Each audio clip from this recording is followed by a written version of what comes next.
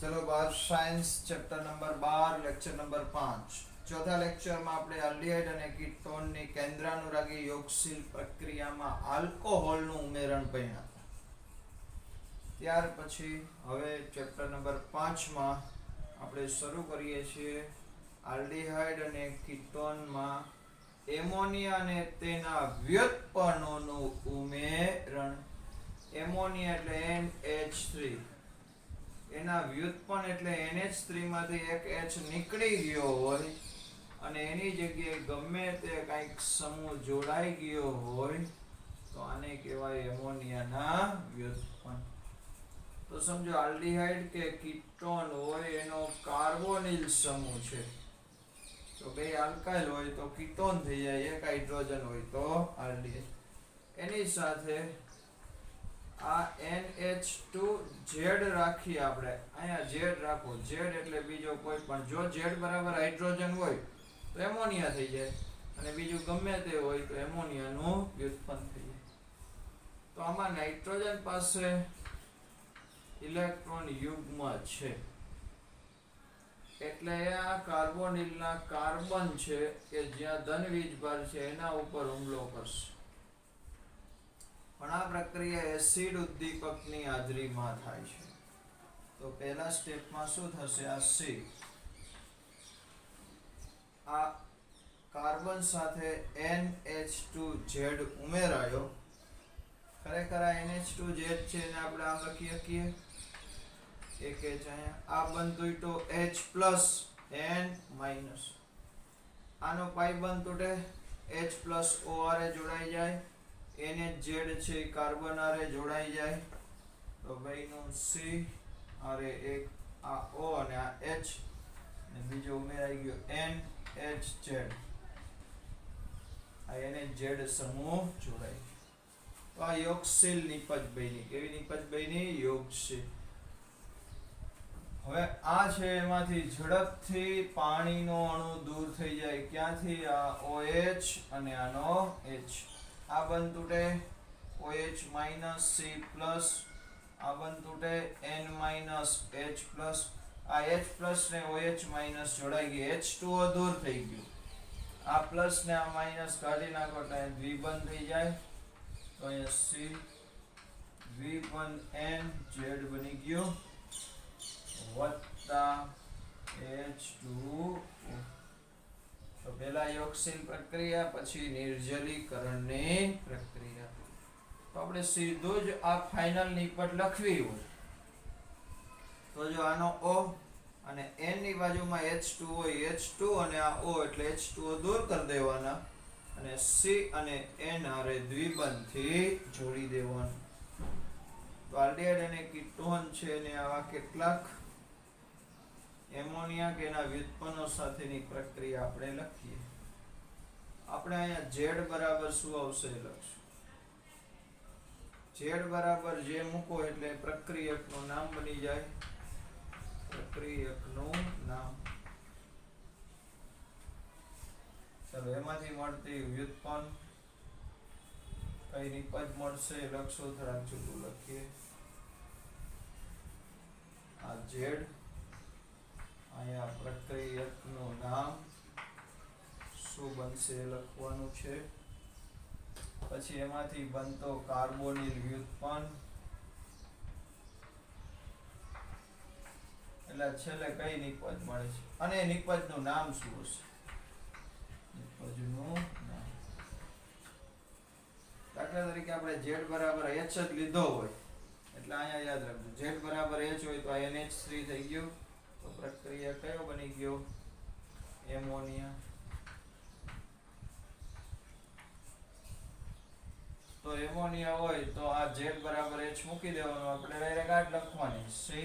અહીંયા આલ્ડીહાઇડ કે કીટોન જે હોય N અને Z બરાબર H તો આને ઇન વત્તા એમાઇન એટલે આને ઇમાઇન નિપજ કહેવાય.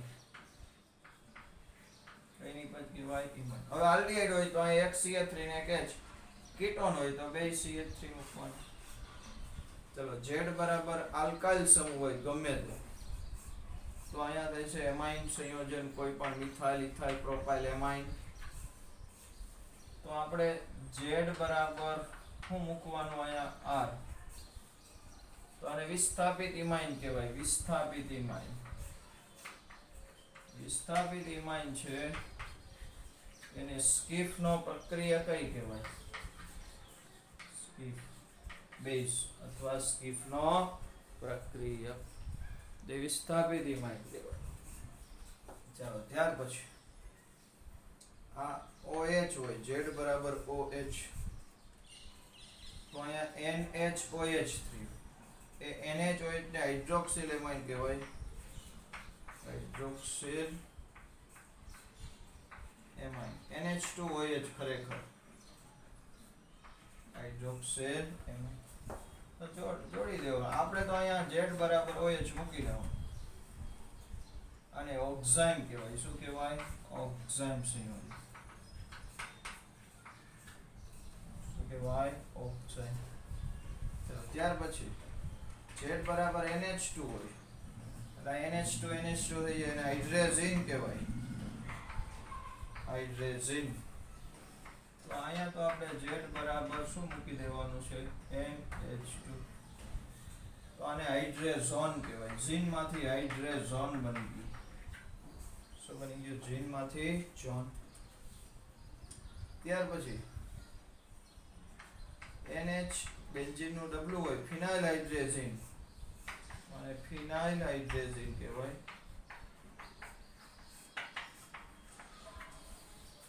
તો અહીંયા Z બરાબર NH ફિનાઇલ. જો PH એટલે ફિનાઇલ સમૂહ, બેન્ઝીન નું W. તો આ બની ગયું ફિનાઇલ હાઇડ્રેઝોન.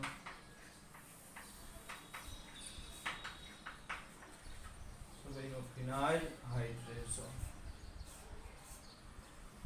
સમજાય છે આટલા? ચલો આટલા જોઈ લો, પછી બીજા લખવાના છે.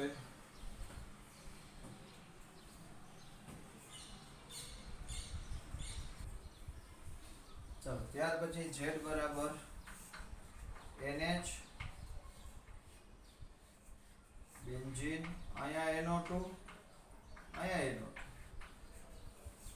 આનું નામ થશે 2,4-ડાઇનાઇટ્રો ફિનાઇલ હાઇડ્રેઝિન. તો થાય 2,4-ડાઇનાઇટ્રો ફિનાઇલ હાઇડ્રેઝિન. તો અહીંયા આપણે કાંઈ કરવાનું? N હારે આટલું જોડી દેવાનું. NH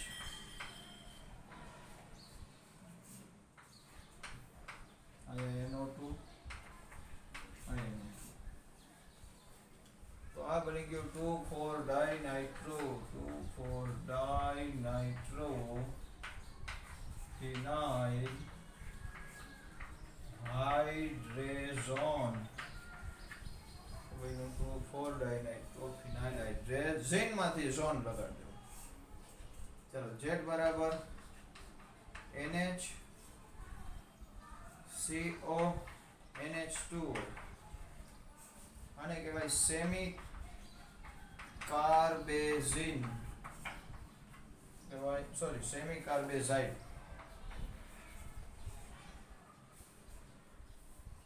સેમી કાર્બેઝાઇડ છે.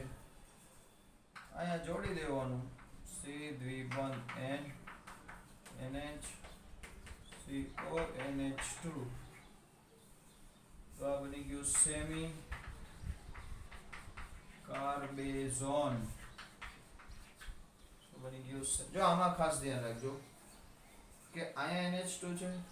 આખું અણુ હમણાં આપણે થોડીક વાર પછી બીજી બધી પ્રક્રિયા બીજી વાર લખાવીશ. એટલે આટલું સિમ્પલ જોઈ લ્યો. હવે હું આલ્ડીહાઇડ નું ઉદાહરણ લઈને બધી પ્રક્રિયા લખવાનો છું પાછી. એટલે આટલું જોઈ લો બરોબર શાંતિથી.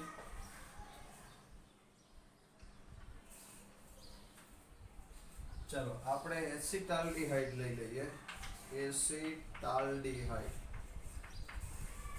આ એસિટાલ્ડીહાઇડની એસિડ ઉદ્દીપકની હાજરીમાં જુદા જુદા એમોનિયા અને તેના વ્યુત્પન્નો સાથે પ્રક્રિયા લખવી છે. ચાલો પહેલા આપણે સીધો NH3 લઈએ. ડાયરેક્ટ પ્રક્રિયા લખવી તો આનો H2 અને આનો O એટલે બધામાંથી H2O દૂર કરી નાખવાનું સીધું. તો શું બની જાય?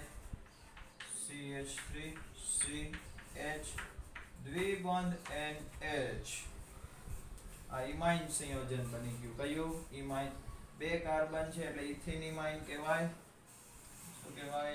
ઇથિનિમાઇન.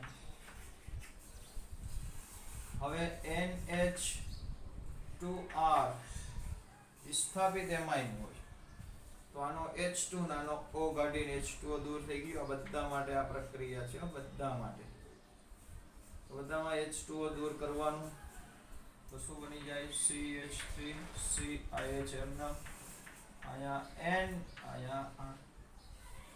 તો આનું નામ કેવી રીતના આપવાનું? N મિથાઇલ હોય તો મિથાઇલ, ઇથાઇલ હોય તો ethyl. N ethyl ethanimine Schiff base બની ગયો. ચલો હવે અહીંયા NH2OH હોય. જો આખો લખું તો Z નથી લખતા, આખો લખ્યો હાઇડ્રોક્સિલ એમાઇન. તો આ H2 દૂર કરી નાખો તો CH3CH N2OH ઓક્ઝાઇમ. શું બની ગયું? ઓક્ઝાઇમ.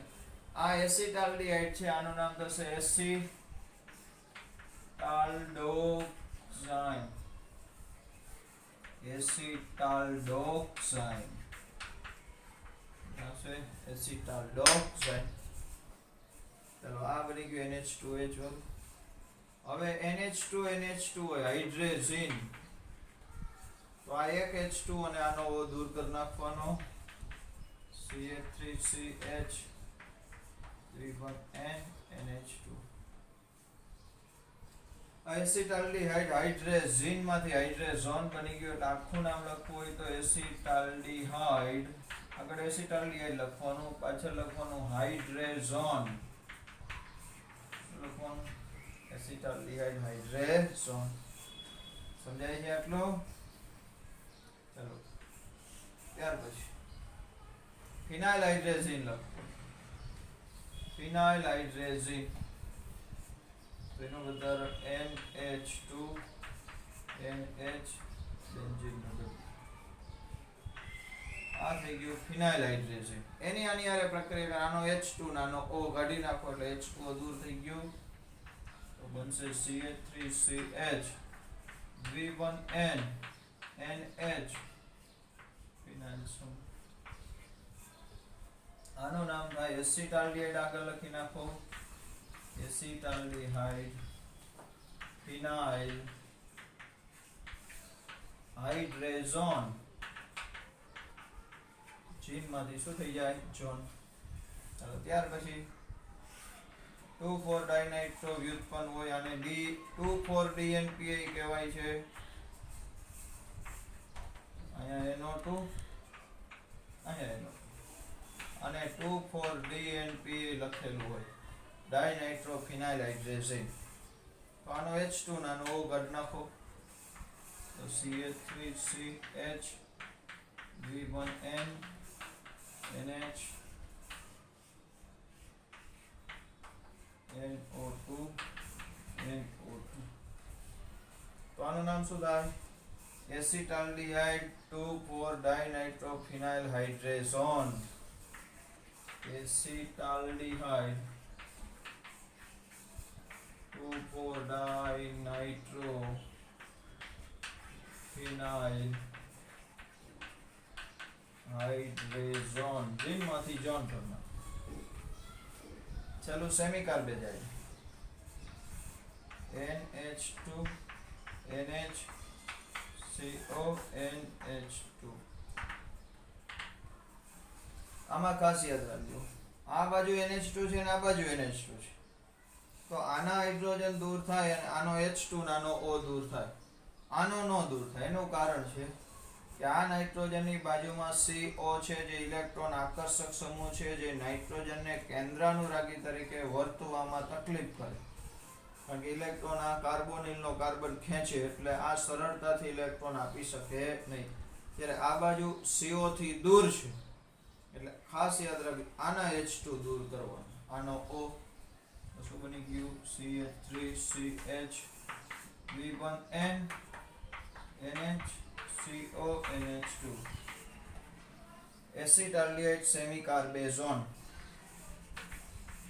આગળ લખવાનું એસિટાલ્ડિહાઇડ સેમિકાર્બેઝોન. તો આ બધી મેં આલ્ડીહાઇડની પ્રક્રિયા લખી છે. આવી તમે કીટોન નહીં લખો તો અહીંયા H ની જગ્યાએ CH3. આ બેમાં તો એવું ને એવું રહેશે. આનું નામ બદલાશે. એસિટોન હોય એમાં એટલે બની જાય એસિટોક જાય. એસિટોન હોય તો એસિટોન હાઇડ્રેઝોન બને. એસિટોન હોય તો આગળ એસિટોન લખવાનો, બીજું કાંઈ ફેર નહીં. તો આ થઈ ગઈ. આમાંથી આ જે ડીએનપી વાળી જે નિપજ બને છે એ આલ્ડીહાઇડ કે કીટોનના આધારે આ નિપજ છે રંગીન નિપજ છે. કા પીળો હોય, કા નારંગી હોય, કા લાલ, એ ઘન પદાર્થ બની જાય છે. એટલે આલ્ડીહાઇડ કે કીટોન છે એની આ લાક્ષણિક પ્રક્રિયા છે. આલ્ડીહાઇડ કે કીટોન છે કે નહીં નક્કી કરવું હોય તો એમાં તમે એસિડિક માધ્યમમાં 2,4-DNP ઉમેરો અને જો રંગીન અવક્ષેપ મળે તો આલ્ડીહાઇડ હાજર છે એમ કહી શકાય, અથવા કીટોન હાજર છે એમ કહી શકાય. ચલો આટલું જોઈ લો.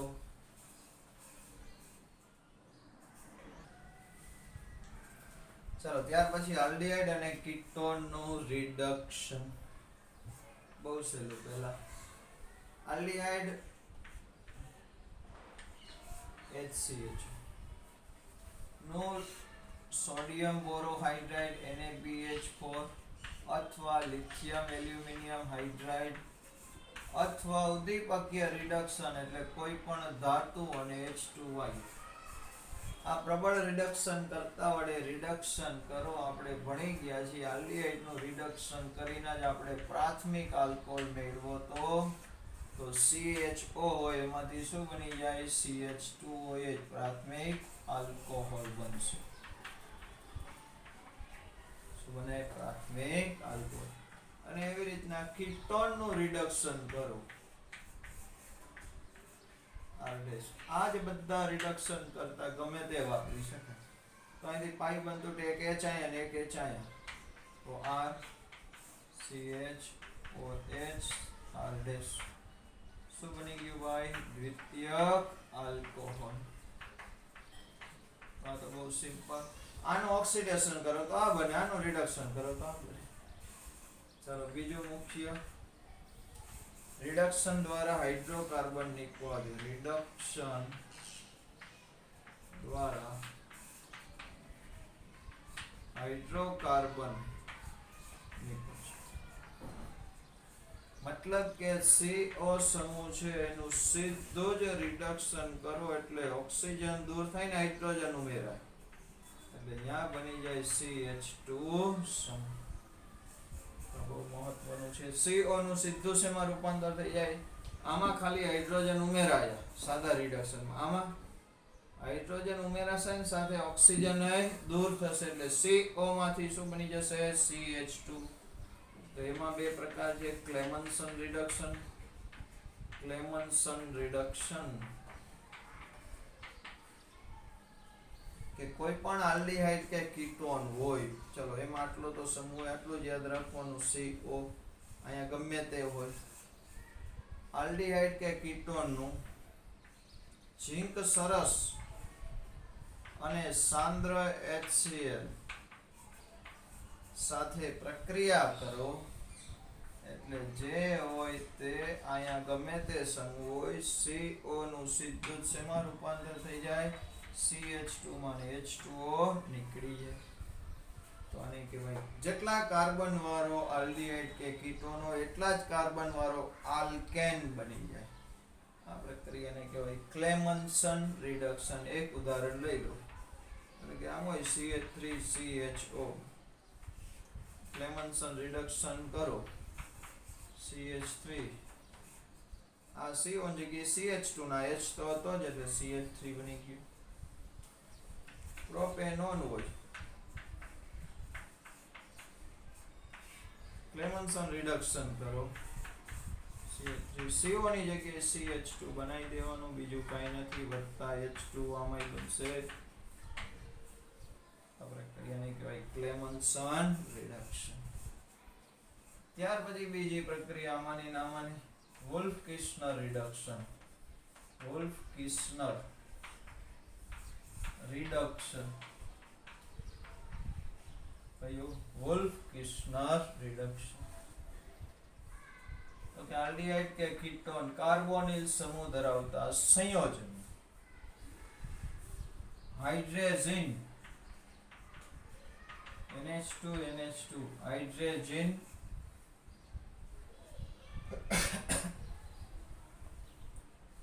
સાથે પેલા વર્ણન લખું છું. હાઇડ્રોજન સાથે તમે પ્રક્રિયા કરો એટલે આપણે ખબર છે શું બનતું હતું. NH2 હાઇડ્રોજન બનતું હતું. આમાંથી H2O દૂર થઈ ગયું. આ જે બનેલા હાઇડ્રોજન છે એની ઇથિલિન ગ્લાયકોલ જેવા ઊંચા ઉત્કલન બિંદુ ધરાવતા દ્રાવકની હાજરીમાં પોટેશિયમ હાઇડ્રોક્સાઇડ સાથે ગરમ કરો તો આમાંથી CH2 થઈ જાય અને N2 વાયુ છૂટો પડી જાય. તો ટૂંકમાં સીધી જ પ્રક્રિયા લખવી તો આમ લખીએ કઈ CO NH2 ઇથિલિન ગ્લાયકોલ દ્રાવક વત્તા KOH નાખી દો. સીધો શું બની જાય? CO માંથી CH. તો આ બે પ્રક્રિયા છે. ધ્યાન આપજો. આ બેઝિક માધ્યમ KOH માં પ્રક્રિયા થઈ. જો અહીંયા એસિડિક માધ્યમ હોય તો અહીંયા અટકી જાય, આગળ ન થાય. એટલે યાદ રાખજો કે આલ્ડીહાઇડ કે કીટોનની તમે એસિડિક માધ્યમમાં પ્રક્રિયા કરો તો હાઇડ્રોજન જ મળે, પણ બેઝિક માધ્યમમાં પ્રક્રિયા કરો તો આની જેમ જ આલ્કેન નિપજ મળશે. આની જે આ બે આના ઉદાહરણ. અહીંયા આ પ્રક્રિયા લખવાની બદલે આ લખી નાખો એટલે આ જ નિપજો મળે. તો અહીંયા સીધું CO નું શેમાં રૂપાંતર થઈ ગયું? CH2 માં. તો આ થયું આલ્ડીહાઇડ અને કીટોનનું રિડક્શન. ચલો રિડક્શન પછી હવે વાત કરવી છે આલ્ડીહાઇડ અને કીટોનનું ઓક્સિડેશન. તો બરોબર ધ્યાન આપજો કે આલ્ડીહાઇડ સંયોજન એનું ઓક્સિડેશન સહેલું છે. આલ્ડીહાઇડ કોઈ પણ ઓક્સિડેશન કરતા રહી લ્યો તમે, HNO3 લ્યો અથવા KMnO4 લ્યો અથવા K2Cr2O7 લ્યો અથવા ટોલેન્સ પ્રક્રિયક લ્યો અથવા હેર્લિંગ પ્રક્રિયક લ્યો. આ કોઈ પણ ઓક્સિડેશન કરતા વાપરો તો આલ્ડીહાઇડનો ખાલી એક ઓક્સિજન ઉમેરાવાનો છે, બીજું કાંઈ નથી થવાનું, કાર્બોક્સિલિક એસિડ મળી જાય. તો આલ્ડીહાઇડ છે એનું ઓક્સિડેશન સરળતાથી થઈ કાર્બોક્સિલિક એસિડ મળે છે. જેટલા કાર્બન વાળો આલ્ડીહાઇડ હોય એટલા જ કાર્બન વાળો કાર્બોક્સિલિક એસિડ મળી જાય. પણ કીટોનનું આલ્ડીહાઇડનું ઓક્સિડેશન સરળ છે, યાદ રાખો. પણ કીટોનનું ઓક્સિડેશન મુશ્કેલ છે હોવાથી ઉગ્ર પ્રક્રિયા પરિસ્થિતિની જરૂર પડે.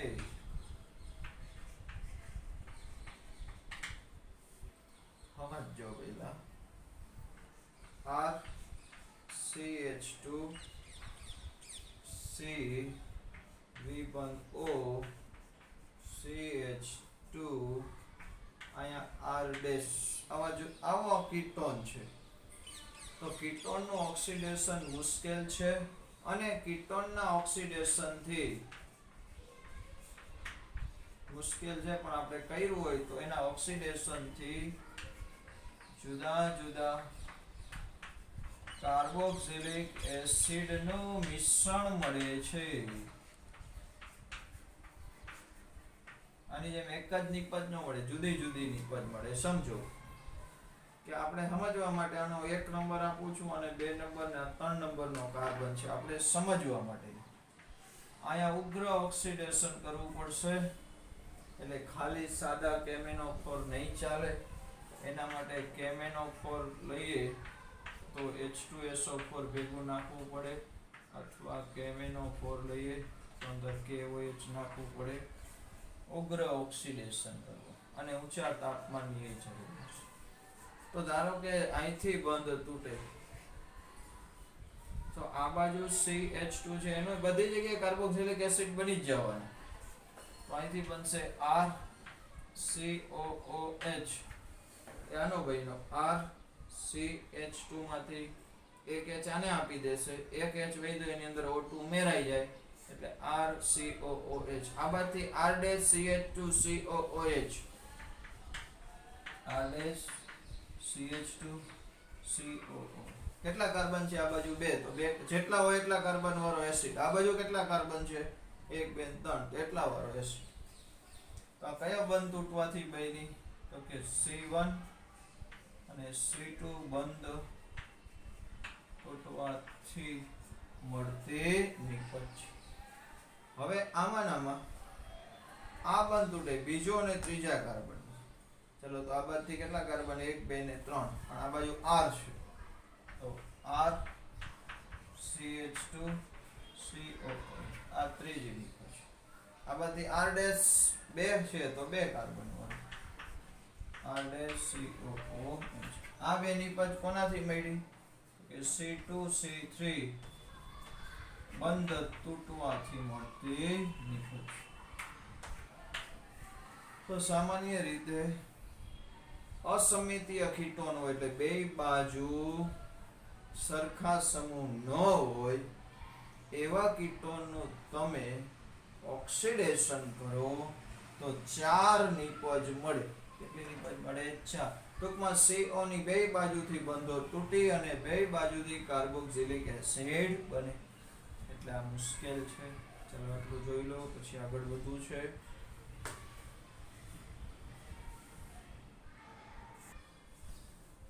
ચલો ત્યારબાદ હવે મહત્વની વાત છે આલ્ડીહાઇડના પરખની કસોટી.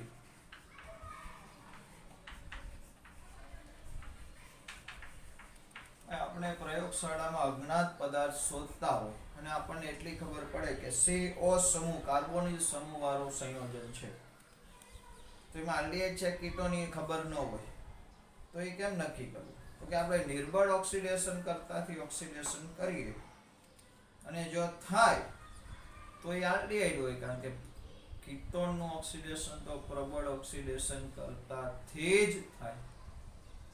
તો નિર્બળથી થાય આલ્ડીહાઇડ, નિર્બળથી ન થાય તો કીટોન. તેવી આલ્ડીહાઇડની પરખની કસોટી, એમાં પહેલી કસોટી ટોલેન્સ કસોટી.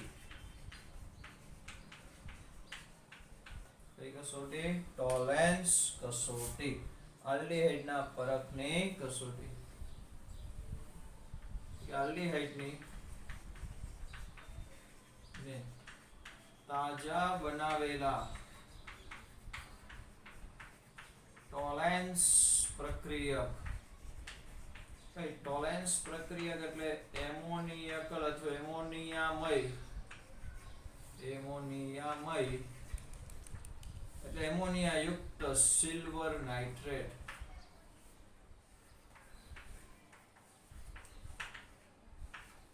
કે સિલ્વર નાઇટ્રેટ લઈ એની અંદર એમોનિયા નાખી દો, આ જે મિશ્રણ બને એને કહેવાય ટોલેન્સ પ્રક્રિયા.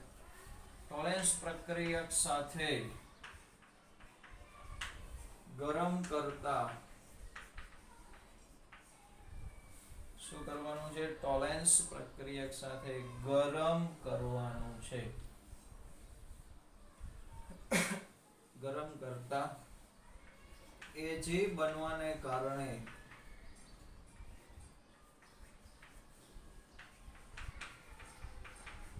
રજત દર્પણ બને છે, સિલ્વર મિરર બની જશે, કસનળી. તેથી આ પ્રક્રિયાને રજત દર્પણ સિલ્વર મિરર કસોટી પણ કહે છે. પછી શું કરવાનું હોય? એક ટેસ્ટ ટ્યુબમાં ટોલેન્સ પ્રક્રિયક તાજો બનાવવાનો, કાંઈ કરવાનું નથી. AgNO3 નાખીને એમોનિયા નાખી દો એટલે પેલા કથ્થાઈ અવક્ષેપ આવશે, સહેજ ગરમ કરી નાખો એટલે અવક્ષેપ દૂર થઈ જાય, ચોખ્ખું દ્રાવણ બની જાય. એ ચોખ્ખું દ્રાવણ એ ટોલેન્સ પ્રક્રિયા. હવે બીજી ટેસ્ટ ટ્યુબમાં આલ્ડીહાઇડ છે કે હોય તો એ આલ્ડીહાઇડ લઈ લેવાનું, એની અંદર ટોલેન્સ પ્રક્રિયક નાખીને સહેજ ગરમ કરવાનું છે. જો પાણી ભરી બીકર ભરો પાણીનું ને એને ગરમ કરો ને એમાં તમે ટેસ્ટ ટ્યુબ ડુબાડો તો બહુ સરસ રીતે ધીમે ધીમે ગરમ થાય. જેવું ગરમ થશે એટલે ચાંદી છે એ છૂટું પડે અને ચાંદી છે એ કસનળીની અંદરના ભાગમાં દિવાલ ઉપર ચોંટી જાય. હવે ચાંદી ગમે તે કાચની વિરુદ્ધ સાઈડ ચોંટી જાય એટલે એ કાચ છે એ અરીસો બની જાય. તો આપણી ટેસ્ટ ટ્યુબ છે એની અંદરની બાજુ ચાંદીનું આવરણ બની જાય એટલે ટેસ્ટ ટ્યુબ છે એ અરીસો બની જાય. ચાંદી વાળો અરીસો પાછળ ચાંદી ચોંટ્યું છે એટલે એને કહેવાય રજત દર્પણ. સરસ આપણું મોઢું દેખાય એવું દર્પણ બની ગયું. એટલે આ કસોટીને શું કહેવાય? રજત દર્પણ કસોટી. આ પ્રક્રિયામાં શું થશે કે આ પ્રક્રિયામાં આલ્ડીહાઇડનું કાર્બોક્સિલેટ આયન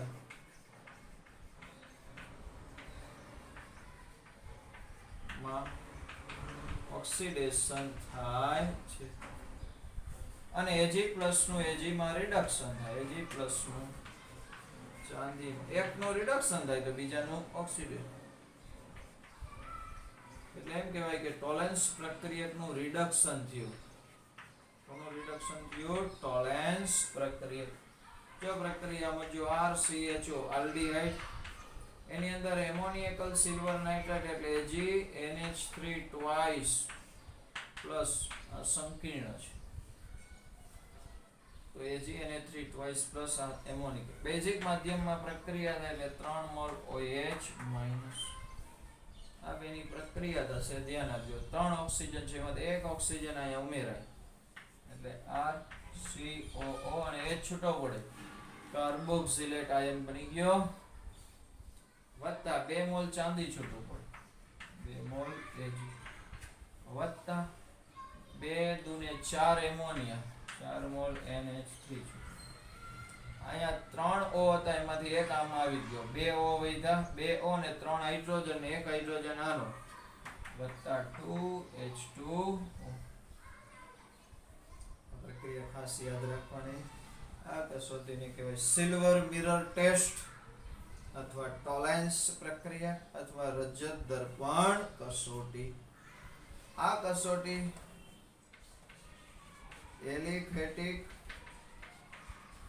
અને એરોમેટિક બંને પ્રકારના આલ્ડીહાઇડ આપે છે. એલિફેટિક આપશે ને એરોમેટિક આલ્ડીહાઇડ પણ આ કસોટી આપે છે. તો આને કહેવાય ટોલેન્સ કસોટી. ચાલો બીજી કસોટી ફેલિંગ કસોટી. ફેલિંગ કસોટી ભાઈ આ કસોટીમાં બે પદાર્થ હોય, એક ફેલિંગ A અને એક ફેલિંગ B. બે દ્રાવણનો ઉપયોગ થાય, ફેલિંગ A અને બીજું ફેલિંગ B. ફેલિંગ A તરીકે કાંઈ ન હોય, કોપર સલ્ફેટનું વાદળી રંગનું દ્રાવણ હોય અને ફેલિંગ B તરીકે સોડિયમ પોટેશિયમ ટાર્ટરેટ હોય. શું હોય? Sodium potassium ટાર્ટરેટ. આનું બંધારણ આમ તો તમારે જરૂર નથી પણ છતાંય જરૂર પડે કેમ તો હું લખી દઉં છું.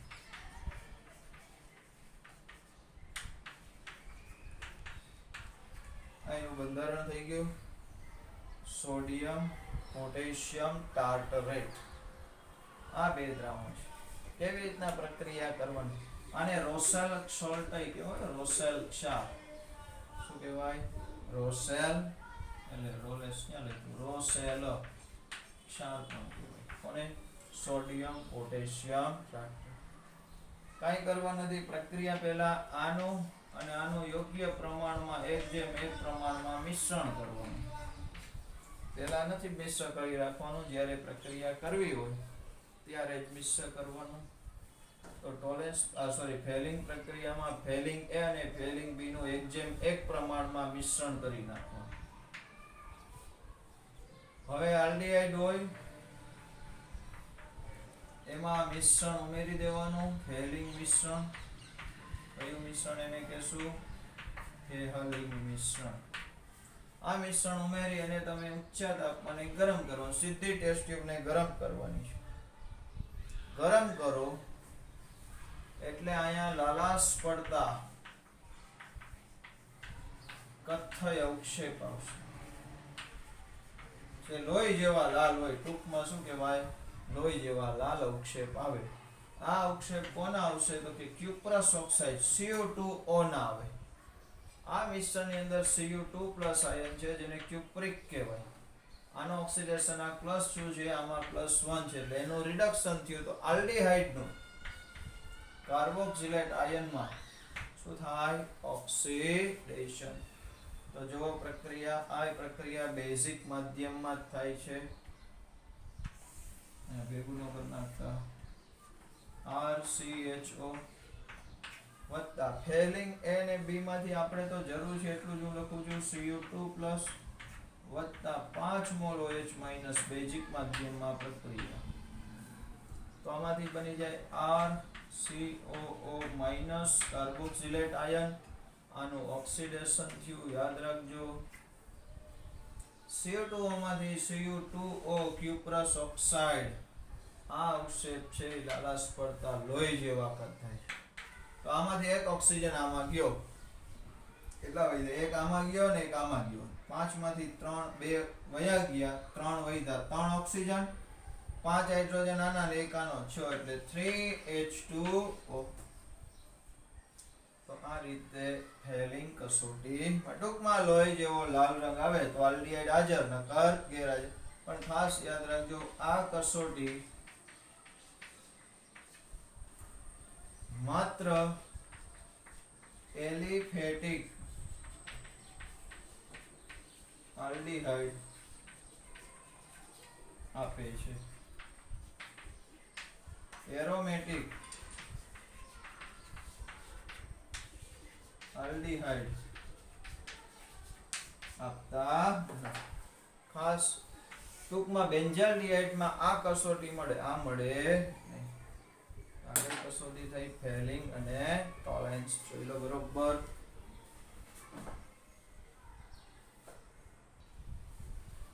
ચાલો ત્યાર પછી અગત્યની પ્રક્રિયા મિથાઇલ કીટોન નું હેલો ફોર્મ પ્રક્રિયા દ્વારા ઓક્સિડન.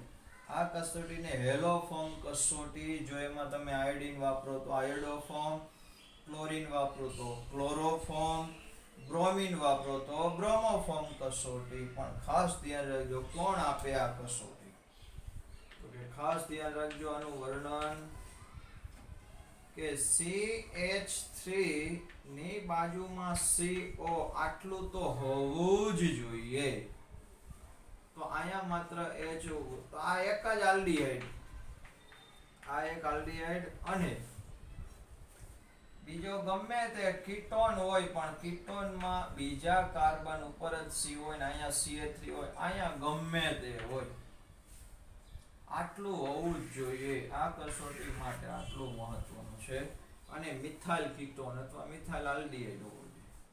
તો એક એસિટાલ્ડીહાઇડ અને મિથાઇલ કીટોન આવા ગમે.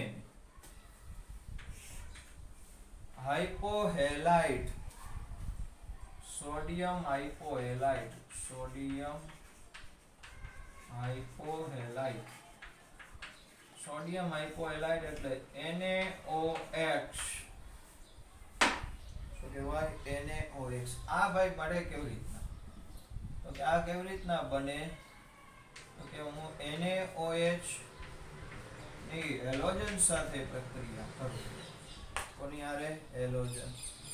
તો NaOH ની હેલોજન સાથે પ્રક્રિયા કરો ત્યારે હેલોજનમાંથી X- ને X+ આ બે અહીં છૂટા, અહીંથી બનતું એટલે H+ ને O-.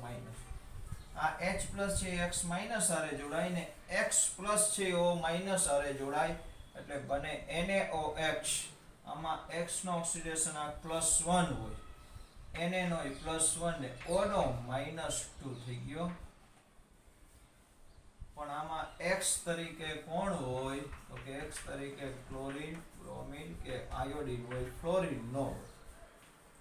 આ સોડિયમ હાઇપોહેલાઇટ સાથે પ્રક્રિયા કરતા આ COCH3 સમૂહ છે અહીંયા R ડેશ હોય કે H હોય ગમે એ હોય, તો આ CH3 માંથી હેલો ફોર્મ બનશે અને આનું carboxylate ion sodium carboxylate COONA માં ઓક્સિડેશન થશે અને આ CH3 છે એમાંથી CHX3 હેલો ફોર્મ બનશે. શું બને? Hello form. પાર્લિયેટની આટલું હોય તો આ CO નું ઓક્સિડેશન અહીંયા CH3 હોય ને તો જ અહીંયા CHX3 જોડાય, નકર જોડાઈ શકે નહીં. આ પ્રક્રિયાને કહેવાય હેલો ફોર્મ કસોટી. જો અહીંયા તમે આયોડો, હું એક ઉદાહરણ લઈ લઉં કે આ પ્રક્રિયા એવી છે કે જેમાં અંદર દ્વિબંધ કે ત્રિબંધ ગમે એ હોય તો એની કોઈ પ્રક્રિયા નથી થતી. આ એક ગમે તે આવું સંયોજન છે કે જેમાં અહીંયા COCH3 છે. ચાલો આટલું આવી ગયું. આની હું NaOI આયોડો ફોર્મ કસોટી કરું છું. કેવી? Iodo form. જો હું Cl રાખું તો ક્લોરોફોર્મ. આની હારે પ્રક્રિયા કરો. આટલું જોઈ લેવાનું. CH3CO છે. આ બધું એમનેમ રહેવાનું, એની કોઈ જ પ્રક્રિયા નહીં થાય. એ આખે આખો જે R તરીકે ગમે તે સમૂહ હોય એનું એમનું એમ રહે. ફક્ત અહીંયા COONA બને વત્તા અહીંયા મેં I લીધું છે તો CHI3 બને. આને કહેશું આયોડો ફોર્મ. આયોડો ફોર્મ છે પીળા રંગનો હોય, ક્લોરોફોર્મ ને કલર ન હોય, પણ આયોડો ફોર્મ ને પીળો રંગ. આના ખરેખર 3 મોલ વપરાય છે. એ બધું આપણે બેલેન્સ અત્યારે કઈ શીખવાની જરૂર નથી. તો સમજો કોઈ પણ કીટોન છે એવું નક્કી થઈ ગયું છે. હવે કીટોન છે એમાં છેલ્લેથી આગળના કાર્બન ઉપર એટલે કે મિથાઇલ કીટોન છે કે નહીં નક્કી કરવા માટે આયોડો ફોર્મ કસોટી કરવા. જો પીળો રંગ મળે તો સમજવાનું આપણો કીટોન છે એમાં છેલ્લે CH3CO છે, નકર નથી. બીજી મહત્વની વાત, આ પ્રક્રિયામાં CH3 CHOH અહીંયા ગમે તે હોય, આવો દ્વિતીયક આલ્કોહોલ હોય કે જેમાં છેડે આટલું હોય. આની તમે આ પ્રક્રિયા જ કરો તો પહેલા આમાંથી ઓક્સિડેશન થઈ જાય અને ઓટોમેટિક કીટોન બની જાય. મિથાઇલ કીટોન બની જ ગયું. ઓક્સિડેશન આના દ્વારા જ થઈ જાય, NaOX દ્વારા જ થઈ જાય અને આનું પાછું તરત NaOX દ્વારા બીજી વાર ઓક્સિડેશન થાય અને CHX3 બની જાય. તો આ કસોટી એક મિથાઇલ કીટોન આપે અને એક આ દ્વિતીયક આલ્કોહોલ આપશે, પણ એમાં કેવું હોવું જોઈએ? CH3 ની બાજુમાં CH અને એની હારે OH જોડાયેલો હોવો જોઈએ. સમજાઈ ગઈ? તો આ કસોટીને કહેવાય હેલો ફોર્મ કસોટી અથવા આયોડો ફોર્મ કસોટી. આમાં મેન આયોડો ફોર્મ કસોટી સારી, કારણ કે એમાં પીળો રંગ મળે. બરોબર? તો આટલી પ્રક્રિયાઓ આપે છે. આલ્ડીહાઇડનું આપણે ઓક્સિડેશન થયું. હવે એક સરસ કોયડો છે એ લેવો છે આપણે.